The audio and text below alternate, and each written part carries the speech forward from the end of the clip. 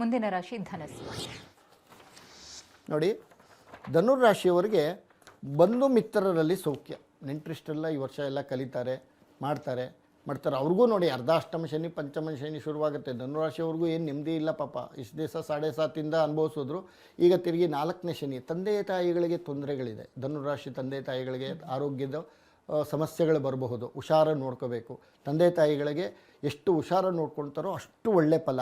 ಆಮೇಲೆ ಉದ್ಯೋಗದಲ್ಲಿ ಸ್ವಲ್ಪ ಪ್ರಗತಿ, ಯತ್ನ ಕಾರ್ಯದಲ್ಲಿ ಅನುಕೂಲ, ಶುಭ ಕಾರ್ಯಗಳು ಚೆನ್ನಾಗಿ ನಡೆಯುತ್ತೆ. ಮನೆಯಲ್ಲಿ ಅವರು ಇಷ್ಟು ದಿವಸ ಏನೋ ಒಂದು ಶುಭ ಕಾರ್ಯ ಮಾಡ್ಕೋಬೇಕು ಅಂದ್ಕೊಳ್ತಾ ಇರ್ತಾರೆ. ಅವ್ರ ಮನೆ ದೇವರು ಹೋಗಬೇಕು. ಅವ್ರ ಮನೆ ದೇವರು ದೋಷಗಳಿದೆ ಧನುರಾಶಿಯವರಿಗೆ. ಅವ್ರ ಮನೆ ದೇವರು ಕಂಡಿಡ್ಕೊಂಡ್ಬಿಟ್ಟು ಅವ್ರ ಮನೆ ದೇವ್ರನ್ನ ಪೂಜೆ ಮಾಡ್ಕೋಬೇಕು. ಧನುರಾಶಿಯವರು ಎಷ್ಟು ಪೂಜೆ ಮಾಡ್ತಾರೋ ಅಷ್ಟು ಒಳ್ಳೆ ಫಲ ಸಿಗ್ತಕ್ಕಂಥದ್ದಿದೆ. ಗುರುಗಳೇ ಹೇಳ್ತಾ ಇದ್ರಿ ಈ ರಾಶಿಯ ತಂದೆ ತಾಯಿ ಅನಾರೋಗ್ಯ ಪೀಡಿತರಾಗಬಹುದು ಅಂತ. ಇವರ ಆರೋಗ್ಯ ಹೇಗಿರುತ್ತೆ ಅಂತ?